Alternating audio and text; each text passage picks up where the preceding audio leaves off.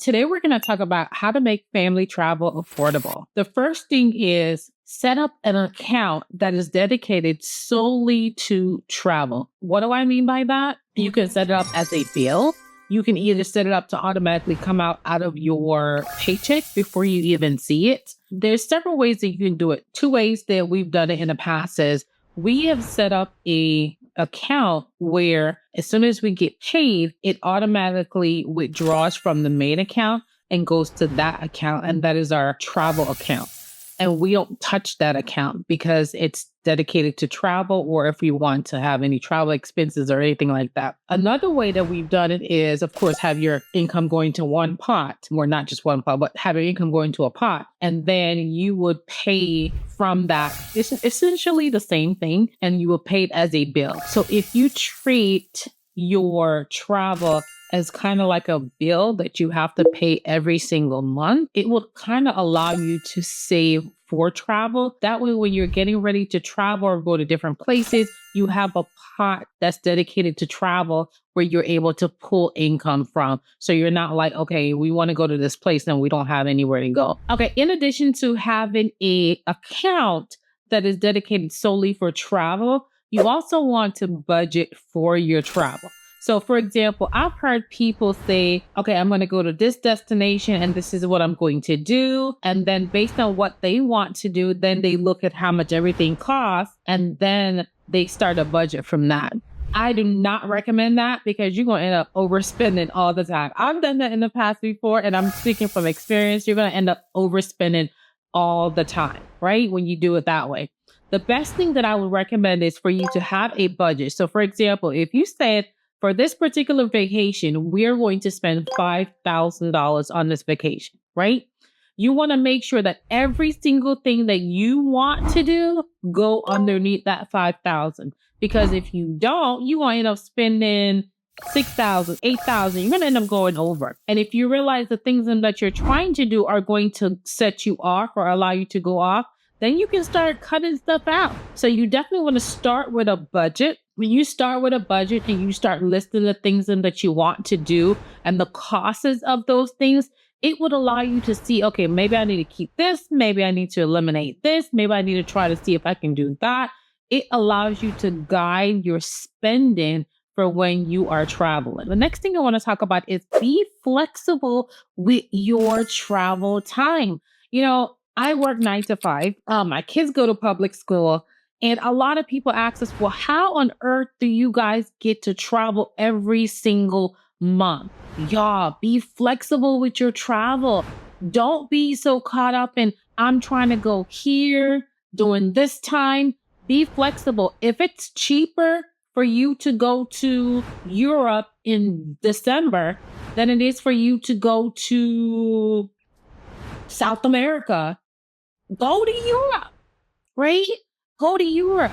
Do not allow those being stuck on a destination or being stuck on a time of travel to stop you. So be flexible with your travel time. That's one of the main ways that allows us to save when we are traveling, is to be flexible with our traveling. And along those same lines, don't get caught up on a particular destination. So if you're like, I want to go to Jamaica in February, right? If you're looking at the calendar and you're looking at the flights and you're realizing that going to Jamaica in February is going to be an arm and a leg and a couple of thighs, honey, look for somewhere in Europe, right? Don't get too caught up on the destination. Let the deals guide you. We're able to travel practically monthly with our family, or at least up to 8 to 16 times for the year, because we let the deals guide us. We are not too caught up on a destination. Our goal is to create memories. Our goal is to explore as much as we can. And if that means I can't go to this particular location at this time, so be it. I allow the deals to guide me. Choose your accommodations wisely. When we travel as a family, we're looking for accommodations that have kitchenettes And I'm going to explain to you why. Because when you choose your accommodations wisely, it allows you to cut out some of the costs. Also, when you choose some of those accommodations allow you to have breakfast. Breakfast comes along with those accommodations. So when we're choosing accommodations, we look for places that are going to allow us to have breakfast that's included in our stay. And we're also going to look for places that have kitchenettes. So when they have breakfast included in the stay, guess what? That's something that we don't have to worry about. That's an expense that we don't have to worry about. And then in addition to that is when you're looking for places in your accommodation, look for those ones that have kitchenettes because then they allow you now to cook. And when you cook while you're on vacation, and I know a lot of people are like, I'm on vacation. I don't want to cook. I want the food to come to me. I get it. I get it 100%. But when you are trying to save on traveling, there is nothing wrong with cooking a meal 1 or 2 times during your vacation. There's absolutely nothing wrong with it because it's going to allow you to save. And when you cook, you're going to have that food for at least 2 days that you can enjoy. This is a big one. Plan out your activities. I have gone on trips with people that they don't have absolutely nothing planned and they're just going with the wind. Don't invite me ever again to any trips like that.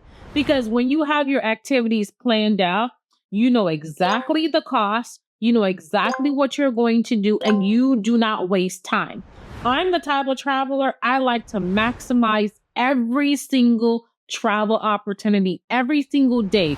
If I have this day laid out to be a rest day, this day is going to be a rest day. If I have this day laid out to be an activity day, this day is going to be an activity day, especially if this is a location that I've never been to.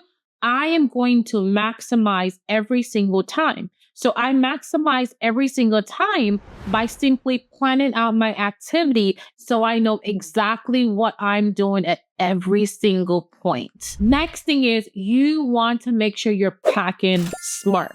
Right? So how I pack smart, I look at the activities that I'm going to be doing. So if I'm going for 5 days, I'm going to look at the activities that I plan to do for each day, and I'm going to make sure I lay out those outfits according to those activities. And what I'm also going to do is I'm going to see what outfit can also go with another outfit. A lot of the times we want to bring 10 or 15 or 20 different outfits for a 5-day trip. Honey, you are acquiring unnecessary expenses for no reason, right? What I do is, if I have a pair of jeans, I'm going to make sure that baby can go with at least 3 other shirts, right? And you can always dress it up. You can put some jewelry on it. You can tie it to the side. There's so many different ways that you can make a jeans go with 3 different out tops and make it work. And that allows you to be able to be teen carry on. And that also allows you to save because you don't have to worry about checking the luggage. And I do the same thing when I'm traveling for my kids. I lay out this outfit. Okay, what shirt can this pants also go with? So we essentially can have 2 pants and then at least 6 different shirts. And we can have all of that in a carry-on.